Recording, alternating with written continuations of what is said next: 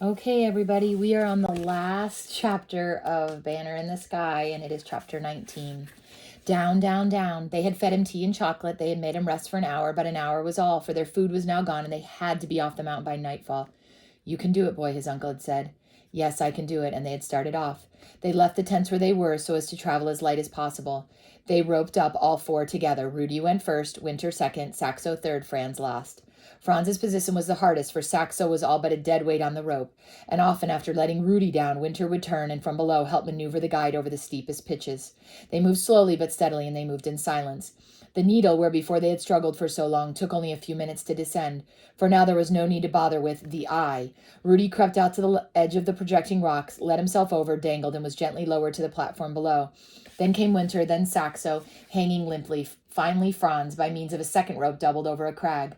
On the platform, Saxo swayed and fell. Winter and Franz picked him up. I cannot, murmured the man from Broly. Come on, move, said Franz, and they moved. Down, down, down.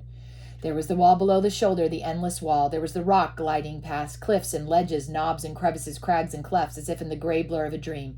Again and again Rudy slipped and stumbled. A dozen times he was on the verge of falling, but he scarcely knew it until he felt the bite of the rope around his ribs. In the numbness of dream through which he moved, only the rope was real. The rope that held him, grasped him, sustained him. The rope that was life itself. To the right, to the left, straight ahead.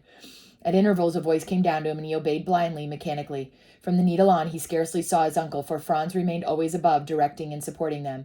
But at the end of each pitch another familiar figure appeared beside him, a lean, haggard figure with a bandaged head and a racking cough. Good boy, came Winter's voice over and over. Good boy. Then he braced himself and belayed the rope while Rudy descended. He is done in too, the boy thought, as done in his eye. I must not make it hard for him. I must not slip or stumble. Then he was slipping again, stumbling again. He was not climbing down the mountain, but simply being lowered down like a bundle of firewood. At last they came to the base of the wall and the beginning of the ridge. The shoulder was high above them. They were passing their first campsite, then the place where Franz and Saxo had stopped and argued. Saxo, he had not thought of him for hours. What had happened to him? Was he still with them? He looked up. Yes, he was still with them. There he was, about 50 feet behind, swaying drunkenly on the rope while Franz held him from above. Another bundle of firewood. Left, right, straight ahead, down, down. Or was it down? It no longer seemed to him that he was moving at all, but rather that the mountain was flowing up past him. It flowed in a gray stream of rock, endlessly repeated, endlessly the same, and then at last no longer the same. For they had again reached a place which he recognized. He was on the flat slabs on top of the fortress. He was descending the cleft through the fortress. He was on the ledge below the cleft, edging around the bulge around the precipice of the south face. The rope steadied him from behind, but it was not enough. He was losing his grip, slipping, falling. He was reaching out blindly, despairingly, groping, grasping, clinging at last, safe and secure, not to the rock, but to a hand. The hand pulled him on. He was on a platform below the fortress. Lost Subi, a voice was saying, dishwasher, kitchen rat. Tio Zurbriggen held him in his arms, and tears streamed from his old sunken eyes. Ridge, snow slope, glacier, sunlight, dusk, dark, then the hut, lights and voices, and sleep, sleep, sleep. When he awoke, it was light again. The hut was full of men. There was his uncle, Winter Saxo. There was old Tio, Andres Krickel, Peter Toglich, Klaus Wesselhoft. They made him eat and drink, and slowly he felt the strength returning to his body. They thronged about him, talking, and slowly their words took form and meaning through the fading numbness of his brain. Krickel was shaking his hand, then Toglich, then awkwardly, almost shyly, Klaus Wesselhoft. Hello, Angel Face, said his old tormentor, but this time he said it differently. Then Krickel and Klaus were leading Saxo toward the door. Two slats of wood held his bad arm motionless. His left leg was swollen and rigid, but he was able to walk slowly with only a little help from the two beside him. We will have him down in Broly by noon, said Krickel. Then we will come around by the valley and be in Kurtal in time for tonight's celebration. They reached the door, and the others watched them in silence. Then Saxo turned. For a long moment he looked at Winter, for another at Franz, and the silence deepened. Come, said Krickel. But still he stayed where he was. His gaze moved to Rudy. Limping slowly back across the room, he stopped before him and put out his good hand. Will you take it, boy? He asked. Rudy hesitated. He looked up into the grim face, into the eyes that were no longer cold as stone, but clouded and filled with pain. The hand waited, and he took it. You saved my life, said Saxo. You could have climbed to the top, but instead you saved my life. I thank you. I salute you. He turned to Franz and Winter, and for an instant the old defiance glowered in his glance.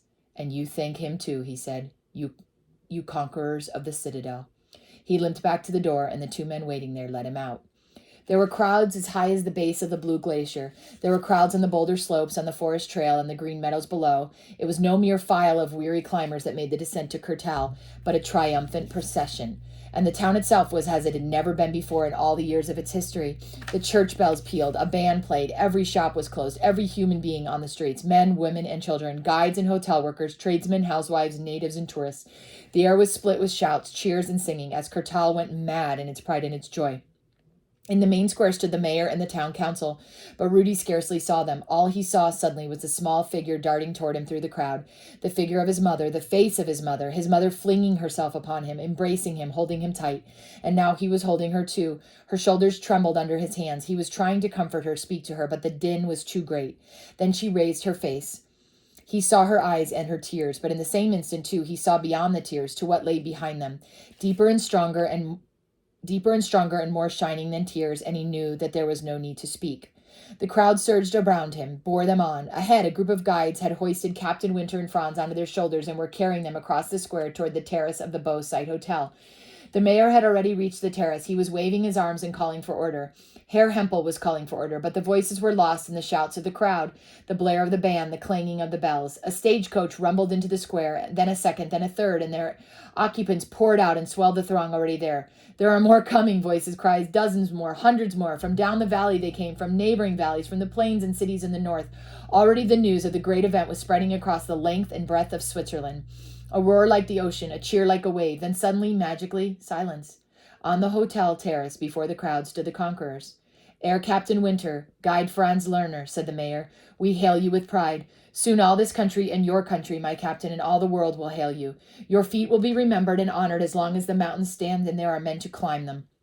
He paused and pointed upward, beyond the crowd, beyond the rooftops, beyond the valley, to the great peak that soared above him. There it is, he said, the citadel, unclimbed, unconquered through the ages, until you, by your skill and courage, have won it. There it stands above our valley of Kurtal.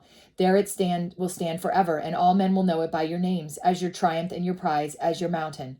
Captain Winter was slowly shaking his head. No, you are wrong, he said, not our mountain. The mayor stared at him. The crowd stared. Not a whisper broke in the stillness that filled the square. It is Rudy's mountain, said Captain Winter. A murmur ran through the packed throng. Rudy's? Rudy Matt? What, did the boy reach the top? Winter walked up to where Rudy stood beside his mother. He put his hand on his shoulder and led him out to the center of the terrace. Here is the conqueror of the citadel, he said. Rudy could scarcely breathe. His bones were like water. The crowd in the square spun around him. No, my captain, I only... His voice faded. He no longer had a voice. Winter was leading him again. Then they had stopped again, and before him was the long brass telescope of the Beau Site Hotel. Look, said the Englishman, you will see. Then all the world will look, and it will see. Rudy bent in the eyepiece. There was a circle of blue, and rising into a circle of wedge of dazzling whiteness. It is the dream, he thought wildly. I'm asleep, and it is the dream again. But he was not asleep. It was not a dream. The brass of the telescope was hard and real to his touch. Winter's hand was tight and warm on his shoulder. The image in the lens did not fade, but grew steadily brighter. Across the miles of space, he saw the mountain top clear and gleaming. From its highest point there rose a pole, and from the pole, tied by its two sleeves, a red shirt streamed out like a banner against the shining sky. He straightened slowly. He stared at Winter and at his Uncle Franz, standing beside him. You carried it up. You put it there. No, Rudy, said Winter. You put it there. You and your father.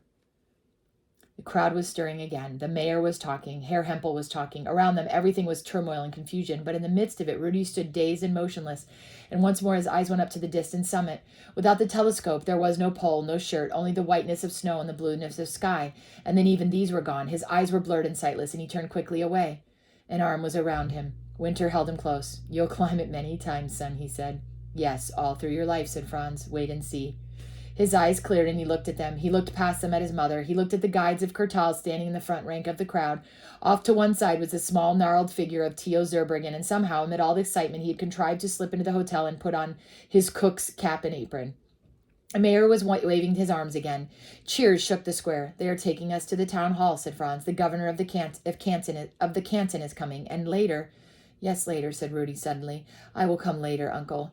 But first, please, will you excuse me? I must go now. Go where, boy? With old Theo. He is waiting, see? He turned and darted off through the crowd, and the others looked after him with bewilderment. There is work to do, he called back. I must help him. I promised. After so long a time, there must be 1,000 dirty dishes. And that is the end of the story. And there's a little note at the bottom that says, that is the story they tell of the old days in the valley of Kurtal, of the conquest of the great mountain called the Citadel, and of how Rudy Matt, who was later to become the most famous of all alpine guides, grew from a boy into a man. And if you remember, very early in the beginning, just to remind you, there was a little author's note. There are many ways in which the story resembles the true story of the first climbing of the Matterhorn. The date, 1865, is the same. The imagined town of Kurtal is much like the town of Zermatt. The name of Rudy Matt has been derived from that of the Great Mountain, and Captain John Winter, both in name and role, is more than distantly related to its real-life conqueror, Edward Whymper. Throughout, I have drawn on fact for the making of fiction.